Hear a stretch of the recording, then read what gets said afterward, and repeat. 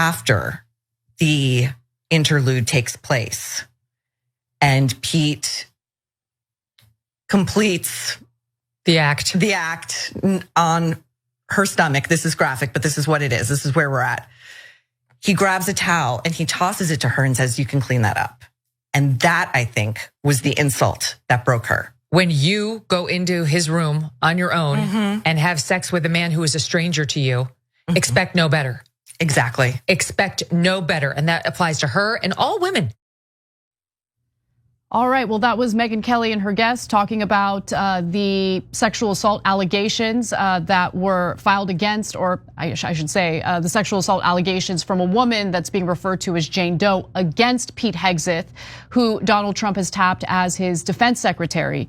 Now, I don't think it's helpful for Megyn Kelly to say things like that because it seems as though you're blaming women for the behavior of men, as if men have absolutely no control over their own behavior. But I want to move on to talk a little bit about how Pete Hegseth is now referring to the rape allegation as a smear. And before we get to the clip where he says that, let's just quickly review a few of the details. So the incident happened back in October of 2017 at a Republican women's conference in Monterey, California. Now, Jane Doe says that her first memory of being in a hotel room was when she was on the bed or a couch and Hegseth was over her. She said that his dog tags were hovering over her face and that he was bare-chested. She told police he ejaculated onto her stomach before throwing her a towel and asking, "Are you okay?" The woman said she does not remember how she got back to her room. Her husband was worried about her because she hadn't returned to the room until about 4 a.m.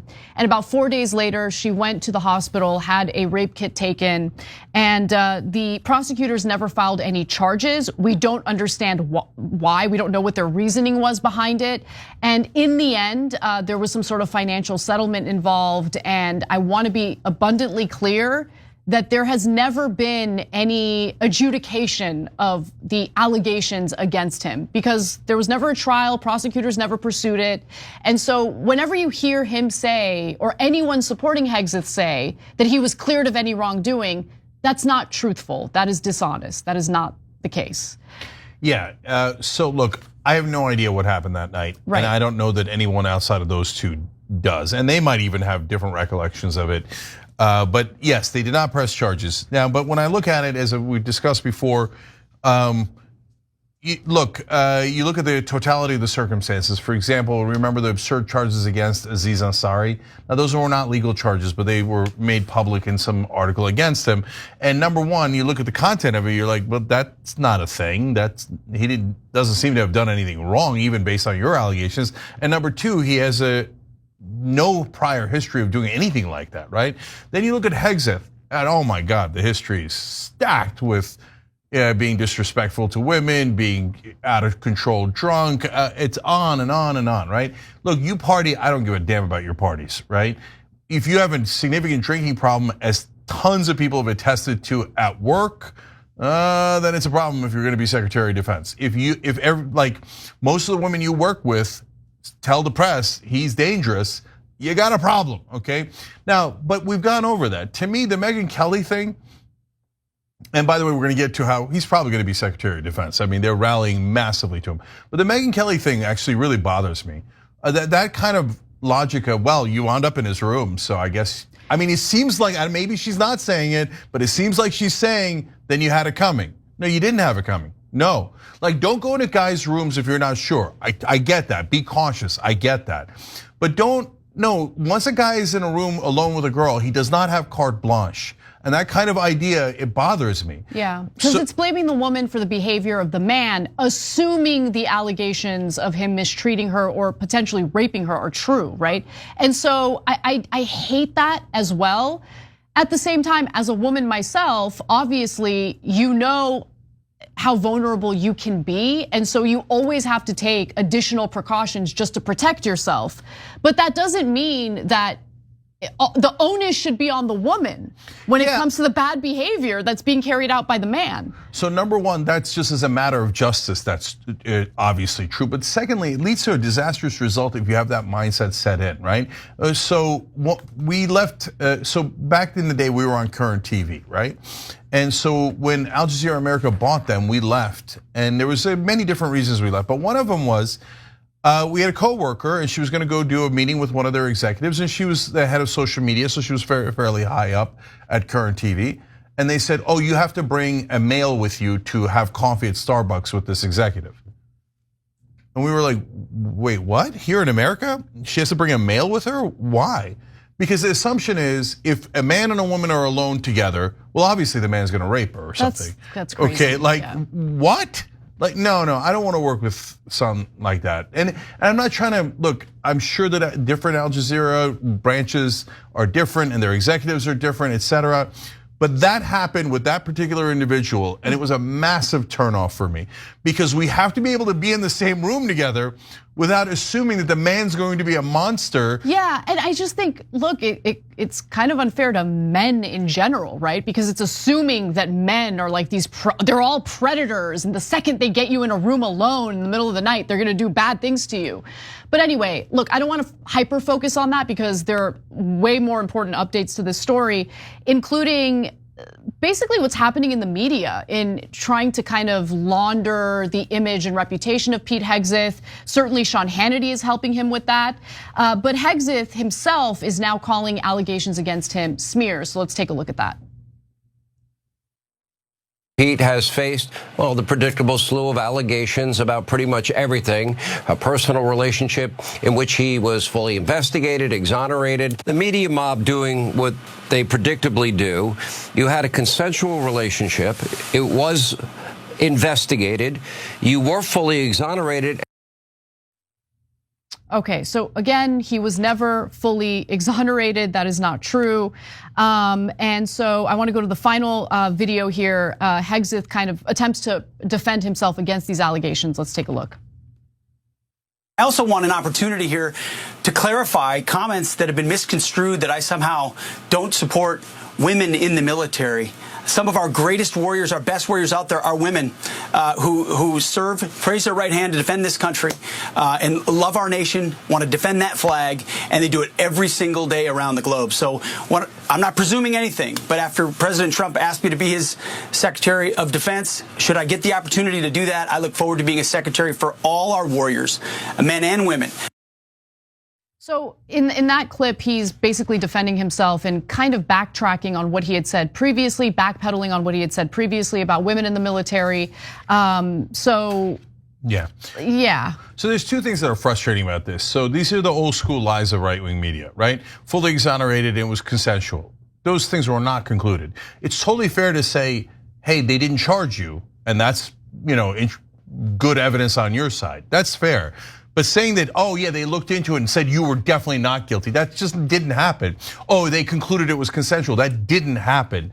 And so, and here Hegseth on his own defense is like, oh my God, these people saying that I am against women in combat, it's ridiculous. It's not ridiculous. You wrote down that you were against women in combat. Right, exactly. Right, they at least have the decency to be honest about it and say, yeah, I used to believe that, but now that Joni Ernst and a couple of other Republican female senators, who by the way, Joni Ernst is also a veteran, are going to vote on me, I've changed my position. And so I'm now going to be in favor of it to get nominated. And by the way, after I'm confirmed, I might change my position back. Yeah. Okay, that would be an honest way of handling it, but they're never gonna be like that. So speaking of the confirmation process and Senator Joni Ernst, I'm gonna suspect that there was a lot of pressure for her to come out and publicly support Pete Hegseth. You don't have to suspect it because it's definitely true. Yeah, it's now reported that there was overwhelming pressure on her. Yes, because she was on the short list to essentially replace Hegseth if he became too much of an issue and it was becoming clear that he would not be confirmed through the confirmation process.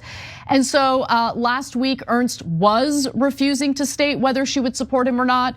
But now all of a sudden, as a veteran, as an advocate for survivors of sexual assault in the military, she has decided to come forward and say publicly that she does plan to vote in favor of his confirmation.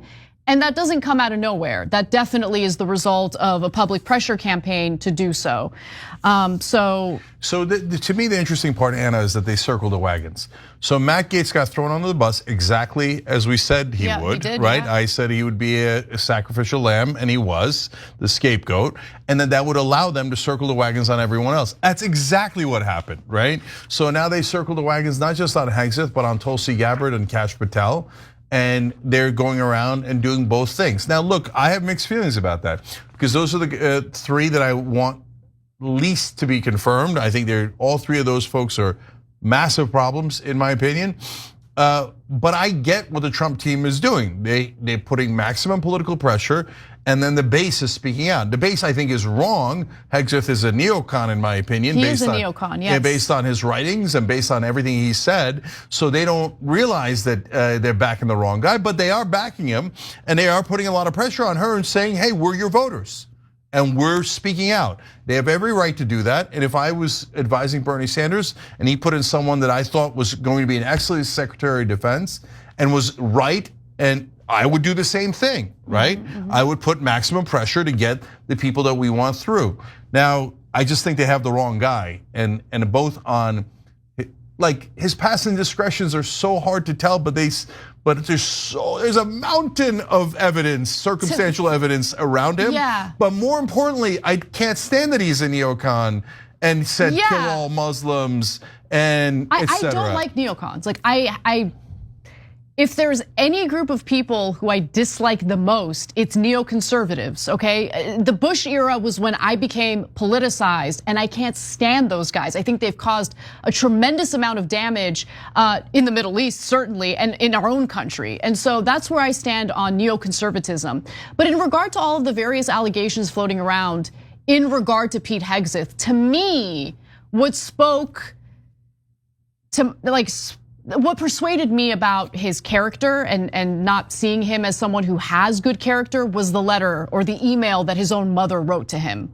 To me, a mother writing something like that to her own son, that means something. And so his disrespect and mistreatment of women is a problem. And so if his mom is saying that to him, not to his face, but obviously in the form of an email, where there's smoke, there's very likely fire here. Yeah, and look, people overuse that statement, but in this case, it's not a brush fire, it's an inferno. Right. It's including his mom. So he's obviously, at a minimum, in the past, had a massive problem with dealing with women, right? But to me, the reason why it's more important and relevant in this case is because as Secretary of Defense, he has to oversee hundreds of thousands of women, both in the military and the Pentagon and so many other things. And is he going to be fair to them, or is he going to do like he did when he ran a veterans organization and separated them into, was it doable and not doable? Oh no, party girls and non-party girls, okay? And so if you're separating out our service members into party girls that you want to maybe try to have sex with and non-party girls, that's a disgusting, ridiculous way to go. And by the way, is anybody gonna, here, I'll predict ahead of time. No one will bring up in the confirmation hearings, hey, you wrote in your book that we should use Israel to go after domestic enemies here in America. What did you mean, right? Yeah, that's so that is very troubling, whether you're left wing or right wing. And of course it won't get brought up because a bunch of crooks there all take AIPAC money. And so they're gonna be like, oh, that's the best part about it. You're gonna use a foreign country to go after American patriots? Like, come on. And you're gonna be the Secretary of Defense? I don't think so. So he's a terrible pick in every way, but at this point, I don't think MAGA can see straight, and I think they're gonna push him through. Thanks for watching The Young Turks, really appreciate it. Another way to show support is through YouTube memberships. You'll get to interact with us more. There's live chat emojis, badges. You've got emojis of me, Anna, John, JR, so those are super fun. But you also get playback of our exclusive member-only shows and specials right after they air. So all of that, all you gotta do is click that join button right underneath the video. Thank you.